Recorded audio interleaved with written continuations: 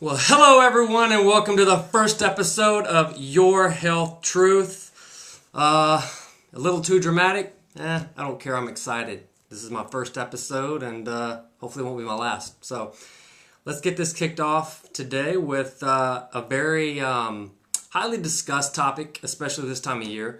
I think a lot of people probably going to be contemplating this over the next few weeks is whether or not you should get a flu shot. And, people ask me that a lot, and I used to ask other people a lot. So I ended up doing my own research and talking to some other healthcare professionals and getting their opinion. And I've pretty much come up with my own. So I'm going to share that with you. I'm going to share some facts with you as well. And help, basically just to help you try to make your own educated guess on this.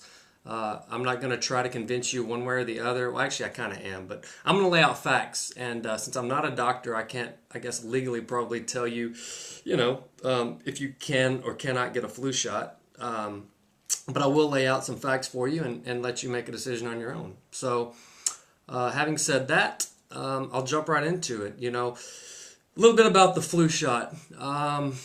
It's basically a virus that they inject into you, hoping that your own immune system will recognize that, build antibodies or immunity towards it, so that when the seasonal flu comes around, you will not get a lot of the symptoms. Your body will recognize it as foreign. It won't have time to replicate in your body fast enough to, start causing you all the symptoms that come along with it, and you can get rid of it.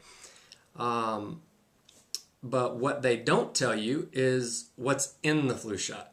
And most people really don't know or don't care, or I don't know. I know when I was in high school, never really crossed my mind. I assumed the government or the CDC or, whoever really encourages people to get the flu shot have my best interest in mind, right?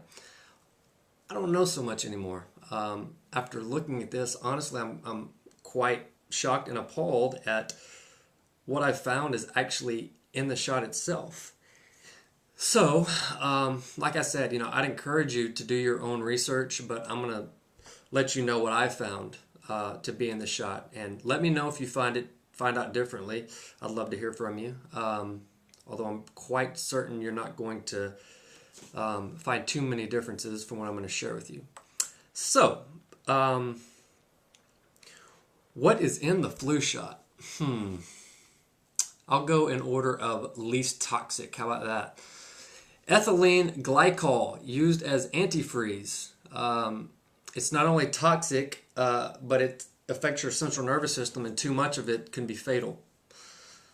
Phenol, it's known as carbolic acid, and it's a disinfectant and a dye. And it was actually supposedly used by German Nazis for rapid execution. So don't know if that's true, but I've read a few different websites that say that that's what it was used for. Formaldehyde. I'm sure a lot of you know what formaldehyde is. If you don't, it's basically what they put in dead people. It's embalming fluid. That's reassuring, isn't it? It's and it causes cancer. It's a known carcinogen, so that goes into your flu shot. Some of them also have aluminum. Not sure why. Actually, I do know why, but basically all these ingredients I'm telling you about are preservatives. I mean, they have to have. Well, the last one I'll go over is antibiotics, usually neomycin or streptomycin. But basically, they have to use so many preservatives and antibiotic antifungals, so that they can have the large vials, and it can be multi-use. And because the single dose vials are a lot more expensive, they're a lot safer, but they're a lot more expensive. So they have to pump all these preservatives in there so that they can give out hundreds of shots. It's a money saving deal. Believe it or not, yeah, they're trying to make money off you. Who would have thought? Probably the most bizarre one that I'm sure a lot of you have heard in a lot of vaccinations is mercury. Now, what they came out with a number of years later was something called thimerosal, which is just a way for them to kind of get around the mercury deal. It's a derivative of mercury, and it's 50% weight. it's 50% weight of thimerosal is mercury. So you're still getting mercury. So don't let them fool you. They've started offering some thimerosal-free vaccines, but not usually flu shot. That's usually other shots, which I'll get into in a whole nother episode. So if those don't scare you enough, finally they put in either live or attenuated form of the virus, of the influenza virus. And so, man, I don't know, what they do is there's usually 2 or 3 different strains, and you have these experts, I don't know why I did that, but who guess, they have to make an educated guess on whether or not which one to put in there. So you have all these chemicals, and then you have a virus that might be the one that's in season. So I know back in, I think 2004, 2005, it was just totally off. So in essence, the flu shot was ineffective. I mean, you go and you pay money to get something that you think is going to help you, and turns out to be the wrong virus. So that's frustrating. But overall, here's what the main theme of my site is how to stay healthy and how to never get sick. And you're going to hear this over and over and over and over and over. You're probably going to get sick of hearing it, but it's all about your immune system. So if you keep your immune system healthy, then you don't have to worry about getting sick. And if you do get sick, if you somehow contract the flu or the cold or whatever virus, your body's going to kick it out. You may have some mild symptoms, but having a high functioning immune system is what you want to focus on. So, and honestly, they have statistics out about flu shots, and they're so inconclusive that they're not even sure if the flu shot actually does anything for you. For the simple fact that you're injecting all these things into your bloodstream, going metabolized straight into your bloodstream, and so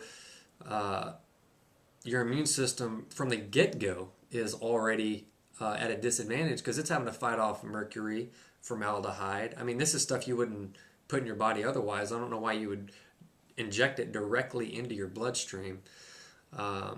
So that's kind of scary. But so yeah, I mean, that's my take. There's a few different links I've put. There's also another video that I put on there to kind of show you a kind of a funny take on it as well. Some guys from Canada, but I mean, that's it. My wife who's pregnant, has asked me what I thought, and I let her make her own decisions. I gave her the information, and she hasn't said anything since about it. So I'm assuming I freaked her out a little bit, but I don't understand why we have these professionals who recommend to the elderly, to children, to pregnant women at the top of the list when it hasn't been proven that it's even effective. For pregnant women especially,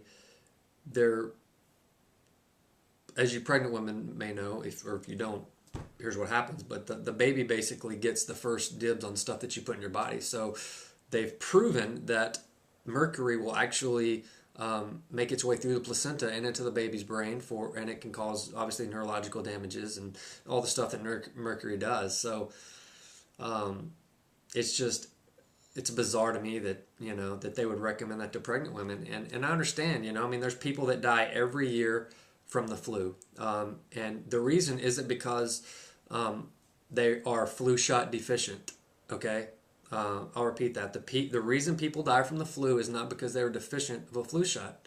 It's because they have a low functioning immune system. So the people that die were probably going to die anyway. I mean, that's just the fact of the matter. People get sick and they die, and it's an immune system deal. So, don't let the statistics try to scare you about the elderly or the pregnant or children, because honestly, injecting this does harm your immune system anyway. But anyway, this is just my opinion. I've given you some facts on what's actually in the flu shot. So now, hopefully, you'll go out, do your own research, do your own investigation, so that you can formulate your own opinion.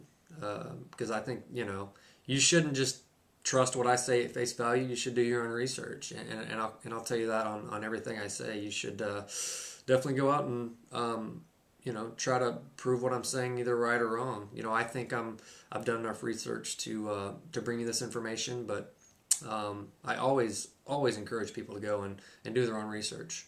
So I guess that's it. I won't ramble on anymore.